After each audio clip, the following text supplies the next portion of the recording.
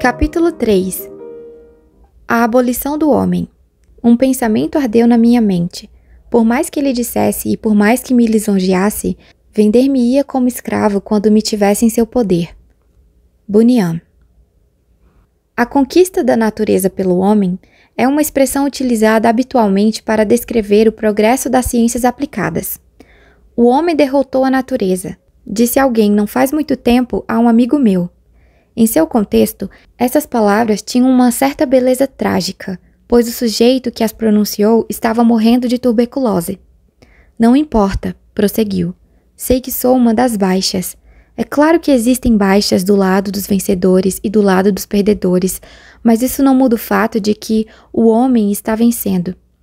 Escolhi essa história como ponto de partida com o intuito de deixar claro que não desejo menosprezar o que existe de benéfico no processo descrito como a conquista humana, e muito menos toda a verdadeira paixão e o sacrifício pessoal que a tornaram possível.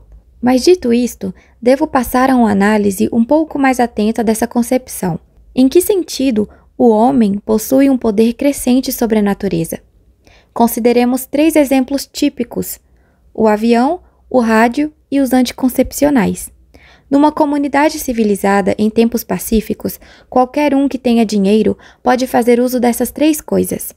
Mas não se pode dizer estritamente que quem o faz está exercendo seu poder pessoal ou individual sobre a natureza.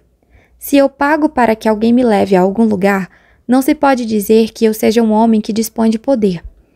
Toda e cada uma das 3 coisas que mencionei podem ser negadas a alguns homens por outros homens, por aqueles que vendem ou por aqueles que permitem que sejam vendidas, ou por aqueles que possuem os meios de produzi-las, ou por aqueles que as produzem. Aquilo que chamamos de poder do homem é, na realidade, um poder que alguns homens possuem e que, por sua vez, podem ou não delegar ao resto dos homens. Novamente, no que se refere ao poder do avião ou do rádio, o homem é tanto o paciente ou o objeto como o possuidor de tal poder, uma vez que ele é o alvo tanto das bombas quanto da propaganda. E quanto aos anticoncepcionais, existe paradoxalmente um sentido negativo no qual todas as possíveis gerações futuras são os pacientes ou objetos de um poder exercido por aqueles que já vivem. Existe paradoxalmente um sentido negativo no qual todas as possíveis gerações futuras são os pacientes ou objetos de um poder exercido por aqueles que já vivem. Pela contracepção enquanto tal, simplesmente lhes é negada a existência.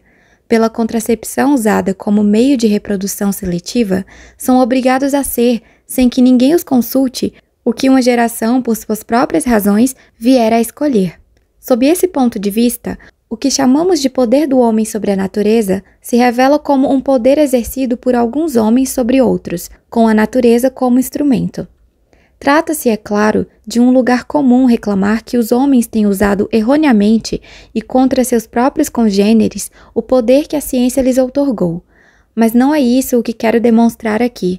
Não me refiro a abusos ou degradações particulares que pudessem ser sanados por um aperfeiçoamento da virtude moral. Estou tratando daquilo que sempre e essencialmente será aquilo que chamamos de o poder do homem sobre a natureza. Sem dúvida, esse quadro poderia ser alterado com a estatização das matérias-primas e das empresas e mediante o controle público da investigação científica. Mas, a menos que existisse um único Estado mundial, ainda teríamos a preponderância de algumas nações sobre outras.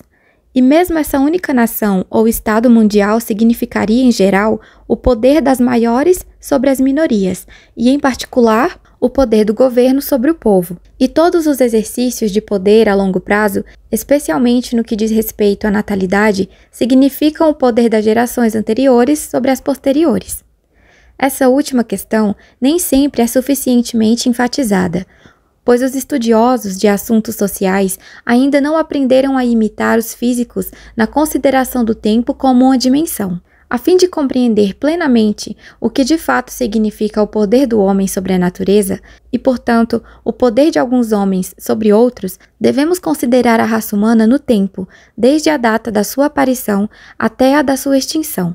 Cada geração exerce um poder sobre os seus sucessores, e cada uma, na medida em que modifica o meio ambiente que herda e na medida em que se rebela contra a tradição, limita o poder dos seus predecessores e resiste a ele. Isso modifica o quadro comumente apresentado de uma progressiva emancipação da tradição e de um crescente controle dos processos naturais como resultado em um contínuo crescimento do poder do homem. Na verdade, é evidente que se alguma geração realmente alcançasse, mediante a educação científica e a eugenia, o poder de realizar em seus descendentes o que bem entendesse, qualquer homem que vivesse depois dessa geração seria objeto de tal poder. E seria mais fraco e não mais forte, pois embora tenhamos sido capazes de pôr engenhos maravilhosos em suas mãos, teremos prefixado a maneira como deve usá-los. E se, como é provável acontecer, a geração que tem alcançado o poder máximo for também a geração mais emancipada da tradição, ela se verá comprometida a reduzir o poder dos seus predecessores tão drasticamente quanto o dos seus sucessores. Também temos que lembrar que, a parte isto, quanto mais recente é uma geração e, por consequência, quão mais próxima está da extinção da espécie, menor o poder que terá para avançar, uma vez que estarão reduzidos os objetos das suas ações. Por isso, não existe um poder conferido a toda a raça e que cresce substancialmente à medida que essa raça segue vivendo. Os últimos homens, longe de serem os herdeiros do poder, serão os que mais estarão sujeitos à mão mortal dos grandes planejadores e manipuladores, e serão os menos capazes de exercer algum poder sobre o futuro. O quadro resultante é o de uma época dominante. Digamos, por exemplo, o século 100 d.C., que resiste com êxito às gerações precedentes e domina de forma irresistível as seguintes, e, portanto, é dominante na espécie humana. Mas dentro dessa geração dominante, que é ela própria uma minoria infinitesimal da espécie, o poder será exercido por uma minoria ainda mais reduzida. A conquista da natureza pelo homem, caso se realizem os sonhos de alguns cientistas planejadores, significaria que algumas centenas de homens estariam governando os destinos de bilhões e bilhões. Não há nem pode haver nenhum acréscimo ao poder do homem. Cada novo poder conquistado pelo homem é da mesma forma um poder sobre o homem. Cada avanço o deixa mais fraco, ao mesmo tempo que mais forte. Em toda vitória, o homem é ao mesmo tempo o general que triunfa e o escravo que segue o carro dos vencedores. Ainda não estou considerando se o assunto de tais vitórias ambivalentes é algo bom ou mau. Estou apenas esclarecendo o que verdadeiramente significa a conquista da natureza e, especialmente, qual é o seu último estágio, que talvez não esteja longe. O último estágio virá quando, mediante a eugenia, a manipulação pré-natal e uma educação e propaganda baseada numa perfeita psicologia aplicada, o homem alcançar um completo domínio sobre si mesmo. A natureza humana será a última parte da natureza a se render ante o homem. A batalha estará então vencida. Teremos, abre aspas, arrancado o fio da vida das mãos de Cloto, fecha aspas. E daí por diante, seremos livres para fazer da nossa espécie aquilo que desejarmos. A batalha estará definitivamente vencida. Mas a pergunta é, quem exatamente a terá vencido? Pois o poder do homem para fazer de si mesmo o que bem quiser significa, conforme vimos, o poder de alguns homens para fazer dos outros o que bem quiserem. Não há dúvida de que sempre, ao longo da história, a educação e a cultura, de algum modo, pretenderam exercer tal poder. Mas a situação para a qual voltamos nossas atenções é inusitada em dois aspectos.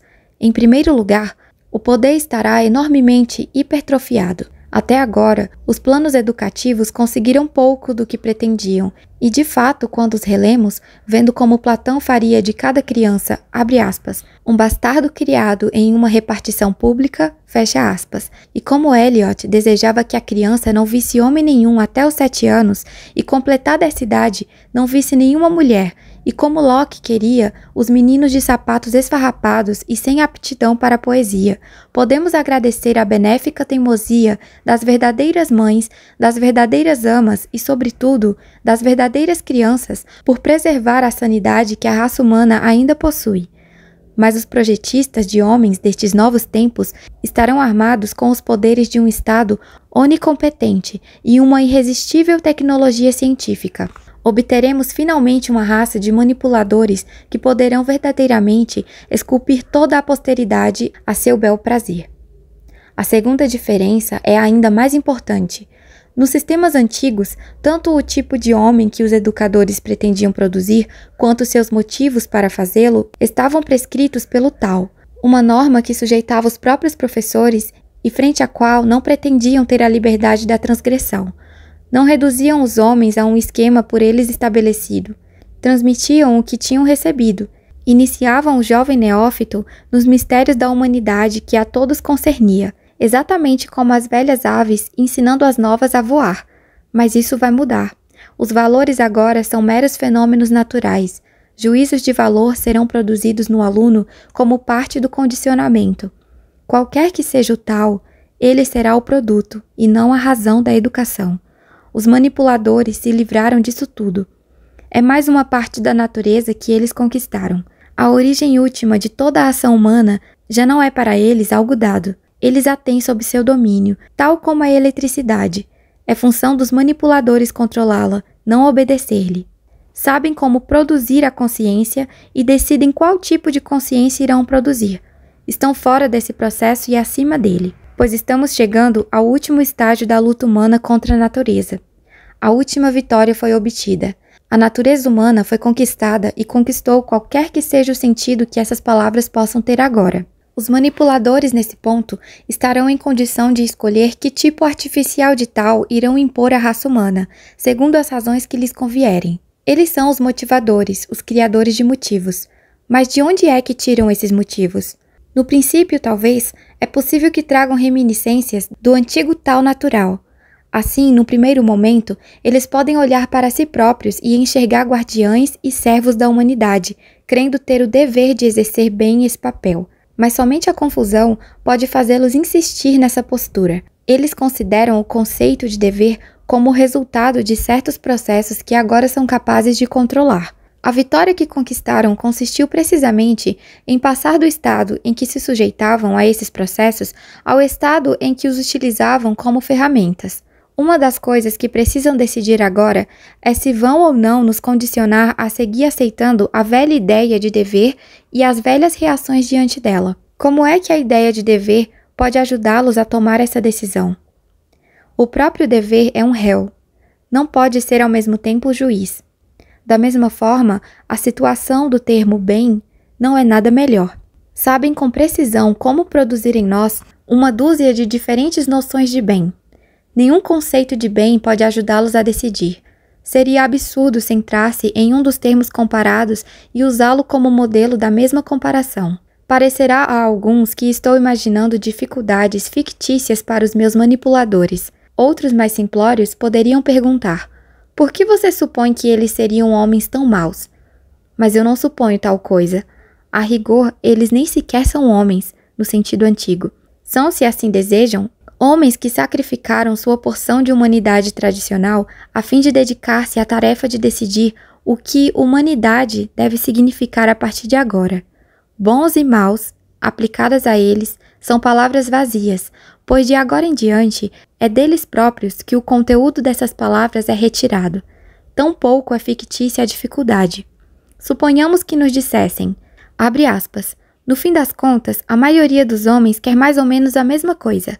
Comida, bebida, relações sexuais, diversão, arte, ciência e a vida mais longa possível para os indivíduos e para a espécie. Deixemos que digam simplesmente: é isso que nos agrada. Vamos em frente e manipulemos os homens de forma que consigamos obtê-lo. Qual é o problema? Mas não é esta a resposta. Em primeiro lugar, não é verdade que todos gostemos das mesmas coisas.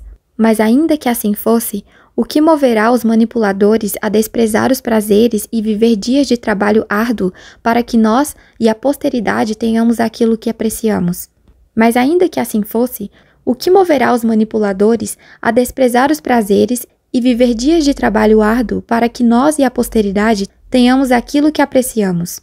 O dever? Mas o dever é somente o tal que eles podem querer impor aos homens, mas que não é válido para eles. Se eles os aceitam, então não são mais os forjadores de consciências, mas apenas seus súditos, e a sua conquista sobre a natureza não terá de fato acontecido. a preservação da espécie? Mas por que as espécies devem ser preservadas? Um dos problemas levantados por eles é se esse sentimento em relação à posteridade, que eles sabem perfeitamente como produzir, deve ou não ser perpetuado. Não importa o quanto retrocedam ou o quanto aprofundem, jamais encontrarão uma base sobre a qual fundamentá-lo. Qualquer motivação que tentem encontrar vai de cara se transformar num apetite. Não que eles sejam homens maus. Eles não são homens em absoluto. Saindo do tal, eles caíram no vazio. Nem os objetos do condicionamento serão homens infelizes. Eles não são homens em absoluto. São artefatos. A conquista final do homem mostrou-se a abolição do homem. Ainda assim, os manipuladores agirão. Eu disse há pouco que eles não têm nenhuma motivação, mas deveria ter dito que existe uma única exceção. Eles não têm nenhuma motivação, exceto a que lhes é definida pela força de suas emoções num determinado momento. Tudo foi desmistificado, exceto o sic volo, sic jubeo. Em latim, como quero, assim ordeno. Mas um pensamento que não se pretende objetivo não pode ser anulado pelo subjetivismo. O impulso de coçar uma comichão ou de desmoralizar alguém quando o interrogo é imune ao antídoto que é capaz de neutralizar a justiça, a honra ou a preocupação com a posteridade. Quando todas as noções que dizem, abre aspas, isto é bom, fecha aspas, são desmoralizadas, permanece a que diz, abre aspas, eu quero, fecha aspas. Quando todas as noções que dizem, isto é bom, são desmoralizadas, permanece a que diz, eu quero. Ela não pode ser anulada nem interpretada, já que nunca teve nenhuma pretensão de objetividade. Os manipuladores, portanto, têm de chegar a ser motivados simplesmente pelo seu próprio prazer. Não estou aqui me referindo à influência corruptiva do poder, nem estou expressando o medo de que nossos manipuladores venham a ceder a essa influência maléfica. Os próprios termos corromper e influência maléfica implicam uma doutrina de valores e são, portanto, desprovidos de significado nesse contexto. O que quero dizer é que aqueles que se abstêm de todos os juízos de valor jamais terão como encontrar um fundamento para preferir o impulso aos demais, exceto pela força emocional desse impulso. É legítimo esperar que surjam alguns impulsos benéficos entre os que brotam em mentes assim esvaziadas de toda motivação racional ou espiritual. De minha parte, duvido muito que os impulsos benéficos tenham grande influência uma vez abandonados a sua força natural e desprovidos do incentivo e da predileção com que o tal os encoraja. Não creio que a história nos dê algum exemplo de um homem que, tendo abandonado a moral tradicional e alcançado o poder, tenha usado esse poder de maneira benéfica. Sou propenso a crer que os manipuladores odiariam os produtos da sua própria manipulação. Embora considerem ilusória a consciência artificial que produzem em seus súditos, ainda assim perceberão que ela cria neles uma ilusão de sentido que, em comparação com a futilidade das suas próprias vidas, parecerá uma coisa boa, e eles os invejarão da mesma forma como eunucos invejam homens normais. Mas não insistirei neste ponto, que não passa de uma conjectura. O que não é conjectura de maneira nenhuma é o fato de que a nossa esperança de felicidade, mesmo condicionada ou manipulada, reside no que vulgarmente chamamos de acaso. O acaso que os impulsos benéficos possam predominar no fim das contas em nossos manipuladores. Pois sem o juízo segundo o qual a benevolência é boa, isto é, sem entrar novamente no tal, eles não terão como promover ou estabelecer esses impulsos em vez de outros. Pela lógica da posição que defendem, é preciso que ataquem os impulsos conforme aparecem do acaso. E acaso aqui significa natureza. Será da hereditariedade, da digestão, da temperatura ambiente ou da associação de ideias em que brotarão os motivos dos manipuladores. O seu racionalismo extremado, de ver o que está por trás de todas as motivações racionais, faz com que se tornem criaturas de comportamento inteiramente irracional. Se você não se dispõe a obedecer ao tal, tampouco a cometer suicídio, a obediência aos impulsos e, portanto, a longo prazo à mera natureza, é a única via possível. Portanto, no momento mesmo da vitória do homem sobre a natureza, encontramos toda a raça humana sujeita a alguns poucos indivíduos e estes indivíduos sujeitos àquilo que neles mesmos é puramente natural, aos seus impulsos irracionais. A natureza livre dos valores controla os manipuladores e, por intermédio deles, toda a humanidade. A conquista do homem sobre a natureza revela-se no momento da sua consumação a conquista da natureza sobre o homem. Todas as vitórias que parecíamos alcançar nos levaram passo a passo a essa conclusão. Todas as aparentes derrotas da natureza não foram nada mais do que recuos táticos. Pensávamos estar golpeando-a mortalmente, quando na verdade era ela quem estava nos seduzindo. Quando acreditávamos que ela erguia as mãos para se render, preparava-se na verdade o abraço da morte que nos envolveria para sempre. Se o mundo, inteiramente condicionado e planejado, tendo como tal um mero produto de planejamento, chegar a existir, a natureza não mais se incomodará com a espécie inquieta que se ergueu, revoltada contra ela há tantos milhões de anos. Não mais se incomodará com a sua tagarelice a respeito da verdade e da misericórdia, e da beleza e da felicidade. Ferum victorem cepit.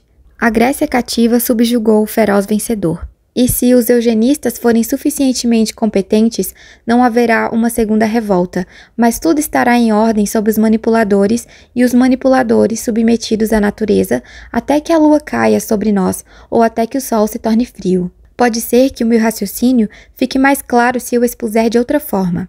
Natureza é uma palavra com muitos significados, que pode ser mais bem compreendida se analisarmos seus vários opostos. Natural se opõe a artificial, civilizado, humano, espiritual e sobrenatural. O termo artificial não nos diz respeito aqui. Quanto ao resto da lista, creio que nos dá uma vaga ideia daquilo que os homens entendem por natureza e daquilo que consideram o oposto dessa ideia.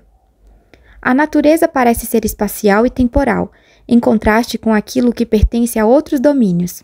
Ela parece ser o mundo da quantidade em oposição ao mundo da qualidade, dos objetos em oposição à consciência, do servil em oposição ao completa ou parcialmente autônomo, da ausência de valor em oposição àquilo que tem e que percebe valores, das causas eficientes ou, para algumas concepções modernas, da ausência de causalidade em oposição às causas finais.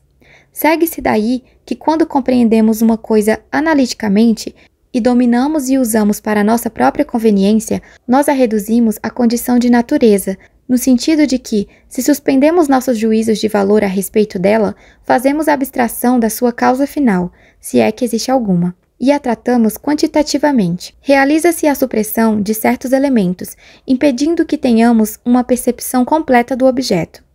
E essa supressão, às vezes, se faz de maneira bastante agressiva e mesmo dolorosa.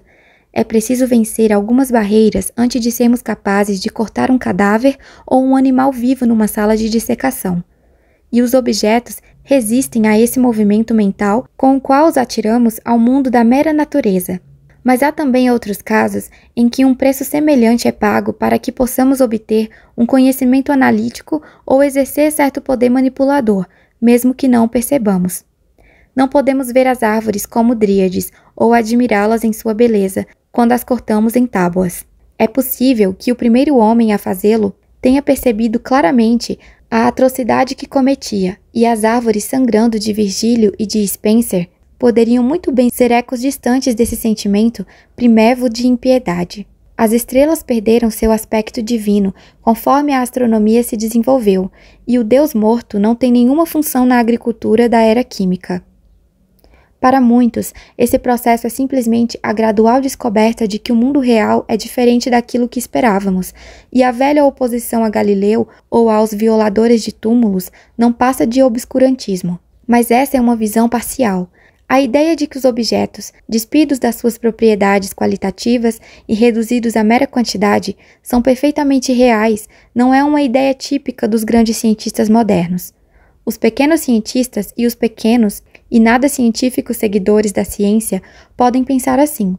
As grandes mentes sabem muito bem que o objeto, tratado dessa forma, não passa de uma abstração artificial e que com esse processo algo da sua realidade foi perdido. Esse ponto de vista joga uma nova luz sobre a conquista da natureza. Reduzimos as coisas à mera condição de natureza com o propósito de conquistá-las. Estamos sempre obtendo conquistas sobre a natureza, justamente porque natureza é o nome daquilo que, sob certo aspecto, conseguimos conquistar. O preço da conquista é tratar as coisas como mera natureza. Toda conquista sobre a natureza faz com que ela expanda os seus domínios. As estrelas não se tornam natureza até que sejamos capazes de medi-las e pesá-las. A alma não se torna natureza até que possamos psicanalizá-la. Arrancar poderes da natureza é também ceder coisas à natureza. Se esse processo parar antes do último estágio, talvez seja possível afirmar que os ganhos foram maiores que as perdas. Mas se dermos o último passo e reduzirmos a nossa própria espécie à condição de mera natureza, todo o processo terá sido posto a perder, pois se chegarmos a esse ponto, aquele que lucra e aquele que foi sacrificado serão uma só e mesma coisa. Esse é um dos muitos exemplos nos quais aquilo que parece a conclusão lógica de um processo é, na verdade, uma extrapolação absurda. É como o famoso caso do irlandês que descobriu um aquecedor que diminuía seu consumo de gás pela metade e então concluiu que 2 aquecedores poderiam reduzir sua conta a zero. É a oferta do bruxo. Entregue a sua alma e em troca ganhe poder. Mas uma vez que nossas almas, isto é, nós mesmos, forem entregues, o poder dado em troca não nos pertencerá. Seremos, na verdade, escravos e marionetes daquele a quem cedemos a nossa alma. O poder de tratar a si próprio como um mero objeto natural e de fazer dos seus próprios juízos de valor uma matéria bruta para a manipulação científica é um poder ao alcance do homem. Essa prática não é objetável por ser dolorosa ou chocante até estarmos acostumados com ela, como no caso da sala de dissecação. A dor e o choque serão no máximo um aviso e um sintoma. A verdadeira objeção é a seguinte: se o homem resolver tratar a si próprio como matéria bruta ele será. Não uma matéria bruta a ser moldada por ele mesmo, como se imagina ingenuamente, mas pelos seus apetites, isto é, pela simples natureza, na pessoa dos seus desumanizados manipuladores. Estamos há algum tempo tentando, como Rei Lear, conciliar os impossíveis. Abdicar da nossa prerrogativa humana e ao mesmo tempo mantê-la. Isso é impossível. Só há 2 possibilidades. Ou somos espíritos racionais, obrigados para sempre a obedecer aos valores absolutos do tal, ou então não passamos de mera natureza a ser manuseada e esculpida em novas formas para o deleite dos mestres, que por sua vez serão motivados unicamente por seus impulsos naturais. Somente o tal é capaz de prover uma lei de ação humana comum, que possa abarcar legisladores e legislados igualmente. Uma crença dogmática em valores objetivos é necessária para a própria ideia de que uma regra que não seja tirânica ou de uma obediência que não seja servil. E aqui não me refiro exclusivamente, e talvez nem mesmo principalmente, àqueles que são os nossos inimigos, aqueles que são os nossos inimigos públicos do momento. O processo que pode abolir o homem transcorre igualmente entre comunistas, democratas e fascistas. É possível que os métodos se diferenciem no primeiro momento em relação à brutalidade da aplicação, mas muitos dos cientistas medianos, usando Pincenez, muitos dos famosos dramaturgos, muitos dos filósofos amadores dos nossos meios podem muito bem pretender a longo prazo o mesmo que os tiranos da Alemanha nazista. Os valores tradicionais devem ser desmascarados e a humanidade deve ser remodelada em uma nova forma, tudo ao gosto, que deve ser por hipótese um gosto arbitrário, de alguns poucos afortunados de uma geração afortunada que aprendeu como é que se faz. A crença de que podemos inventar ideologias ao nosso bel prazer e o consequente tratamento da humanidade como espécimes, arranjos, começa a afetar até mesmo a nossa linguagem. Antigamente matavam-se os homens maus, hoje eliminam-se os elementos antissociais. A virtude se tornou integração, a diligência, dinamismo. E os rapazes que são capazes de exercer um cargo de certa importância são bom material humano. E assim, ainda mais assombroso, as virtudes da parcimônia e da temperança e mesmo da inteligência corriqueira tornaram-se resistência à compra. Abre parênteses, sales resistance. Fecha parênteses. O verdadeiro significado do processo em andamento foi ocultado pelo uso da abstração do homem. Não que a palavra homem seja necessariamente uma pura abstração. No próprio tal, desde que permaneçamos dentro dele, encontramos a realidade concreta, cuja participação nos torna verdadeiramente humanos. A verdadeira vontade comum e a razão comum da humanidade, vivas e crescendo como uma árvore, ramificando-se conforme variam as situações, encontrando novas aplicações, sempre mais belas e dignas. Quando falamos de dentro do tal, podemos falar do homem exercendo poder sobre si mesmo, no sentido verdadeiramente análogo ao do autocontrole de um indivíduo. Mas a partir do instante em que pisamos fora desse terreno e passamos a considerar o tal como um mero produto subjetivo, essa possibilidade desaparece. A partir daí, a única coisa em comum entre todos os homens é um mero universal abstrato, um MDC.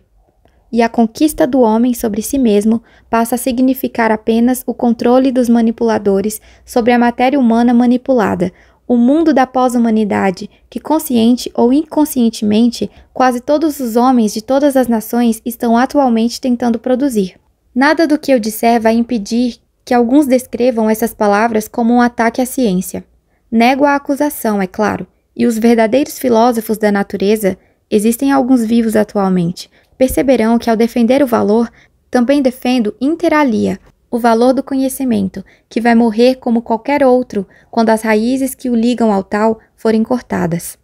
Mas eu posso ir ainda mais longe. Chego até mesmo a sugerir que a cura poderia vir da própria ciência.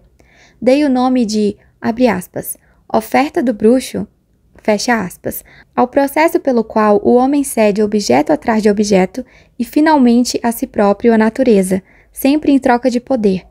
E foi exatamente isso que eu quis dizer. O fato de os cientistas terem obtido o sucesso onde o bruxo fracassou ergue entre eles um contraste tão forte no imaginário popular que a verdadeira história do nascimento da ciência acaba por ser mal compreendida. É possível encontrar até mesmo quem escreva sobre o século XVI dizendo que a bruxaria era então um resquício medieval e que a ciência entrava em cena para expulsá-la. Os que estudaram o período certamente são mais dignos de confiança. Havia muito pouca bruxaria durante a Idade Média. Os séculos XVI e XVII foram a época de esplendor dessa prática. O grande esforço da bruxaria e o grande esforço científico são irmãos gêmeos. Um deles era doente e morreu. O outro era forte e sobreviveu. Mas eram gêmeos. Nasceram do mesmo impulso. Reconheço que alguns, certamente não todos, dos primeiros cientistas eram movidos por um genuíno amor pelo conhecimento. Mas se analisarmos o feitio daquela época como um todo, poderemos distinguir o impulso ao qual me refiro. Existe algo que une a bruxaria e a ciência, aplicada ao mesmo tempo que a separa da sabedoria dos tempos antigos. Para os sábios da antiguidade, o problema principal era como conformar a alma à realidade. E a solução encontrada foi o conhecimento, a autodisciplina e a virtude. Tanto para a bruxaria quanto para a ciência aplicada, o problema é como subjugar a realidade aos desejos dos homens, e a solução encontrada foi uma técnica. E ambas, ao praticarem essa técnica, se põem a fazer coisas que até então consideradas repulsivas e impiedosas, tais como desenterrar e retalhar cadáveres. Se compararmos o principal arauto da nova era, Bacon, com o Fausto de Marlowe, veremos que a semelhança é impressionante. Nos escritos de alguns críticos, lê-se que Fausto tem sede de conhecimento. Na verdade, ele mal menciona o conhecimento. O que ele quer dos demônios não é a verdade, é ouro, armas e mulheres. Abre aspas.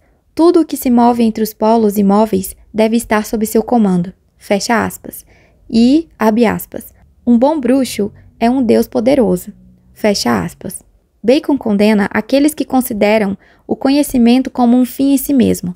Para ele, isso seria usar como cortesã para obter prazer uma mulher que deveria ser uma esposa para gerar herdeiros. A verdadeira finalidade é expandir o poder do homem para o domínio de todas as coisas possíveis. Ele rejeita a bruxaria porque ela não funciona, mas o seu objetivo é o mesmo da bruxaria. Em Paracelso, o caráter do bruxo e do cientista se combinam. Não há dúvida de que aqueles que verdadeiramente fundaram a ciência moderna eram homens em quem, comumente, o amor pela verdade suplantava o amor pelo poder. Em todo movimento híbrido, a eficácia provém dos bons elementos, e não dos maus. Mas a presença do mau elemento não é irrelevante para a direção que essa eficácia toma. Dizer que o movimento científico estava corrompido desde o seu nascimento pode ser um exagero, mas creio que seria verdade dizer que ele nasceu num meio nocivo e num momento de mau agouro. É possível que o seu triunfo tenha vindo rápido demais e tenha sido comprado por um preço excessivamente alto. Talvez sejam necessários uma certa reconsideração e algo como um ato de contrição. Seria então possível imaginar uma nova filosofia natural, sempre consciente de que o objeto natural produzido por análise e abstração não é a realidade, mas apenas uma visão dela, e constantemente corrigindo essa abstração? Nem sei ao certo o que estou pedindo. Tenho ouvido rumores de que a abordagem de Goethe em relação à natureza merece maior atenção, que mesmo o Dr. Steiner pode ter visto algo que escapou aos pesquisadores ortodoxos. A ciência regenerada que tenho em mente não faria nem mesmo com minerais e vegetais o que a ciência moderna ameaça fazer com o próprio homem. Quando explicasse algo, ela não aboliria esse algo. Quando tratasse das partes, não esqueceria do todo. Ao estudar uma coisa do mundo do isso, ela não perderia de vista aquilo que Martin Buber chamou de situação do mundo do tu. A analogia entre o tal do homem e os instintos de uma espécie animal seria para ela uma nova luz sobre essa coisa desconhecida, o instinto, por intermédio da realidade já conhecida da consciência, jamais a redução da consciência à categoria de instinto. Os seus seguidores não usariam livremente os termos somente e meramente. Em resumo, ela obteria uma conquista sobre a natureza sem ser ao mesmo tempo conquistada por essa última, e adquiriria o conhecimento por um preço mais módico do que a vida. Talvez eu esteja querendo coisas impossíveis. Talvez, na natureza das coisas, o conhecimento analítico tenha sempre de ser uma medusa que mata o que você vê e que só consegue ver aquilo que mata. Mas se os próprios cientistas não são capazes de deter esse processo antes que ele alcance a razão comum e a mate também, então alguém tem de detê-lo. De todas as objeções a isto, a que mais temo é a de que sou apenas mais um obscurantista, e que esta barreira, assim como todas as barreiras anteriormente levantadas contra o avanço da ciência, pode ser transposta em segurança. Uma resposta desse teor brota do irrevogável surrealismo da imaginação moderna, a imagem de um progresso retilíneo infinito que assombra as nossas mentes. Porque nós usamos tantos números para tudo, temos a tendência de pensar todos os processos como se fossem necessariamente como a série numérica, em que cada passo por toda a eternidade é do mesmo tipo que o passo anterior. Rogo a vocês que se lembrem do irlandês e seus 2 aquecedores. Existem progressões nas quais o último passo é sui generis, incompatível aos demais, e também nas quais terminar o percurso é desfazer todo o trabalho previamente empreendido. Reduzir o tal a um fenômeno meramente natural é um passo desse tipo. Até esse momento, o tipo de explicação que abole o objeto explicado pode até nos trazer algum resultado, ainda que a um preço demasiado alto, mas não se pode fazer isso para sempre. Cedo ou tarde, chega-se a abolir a própria explicação. Não se pode ver o que está por trás das coisas para sempre. Todo o propósito que existe em ver o que está por trás de alguma coisa reside justamente nisso, em ver atrás dessa coisa um objeto real. É bom que a janela seja translúcida, justamente porque a rua ou o jardim atrás dela são opacos. E se também fosse possível ver através do jardim? Não há nenhuma utilidade em tentar enxergar o que está por trás dos primeiros princípios. Se você enxergar o que está por trás de todas as coisas sem exceção, então tudo se tornará transparente para você. Mas um mundo completamente transparente é um mundo invisível. Ver o que está por trás de todas as coisas é o mesmo que não ver nada.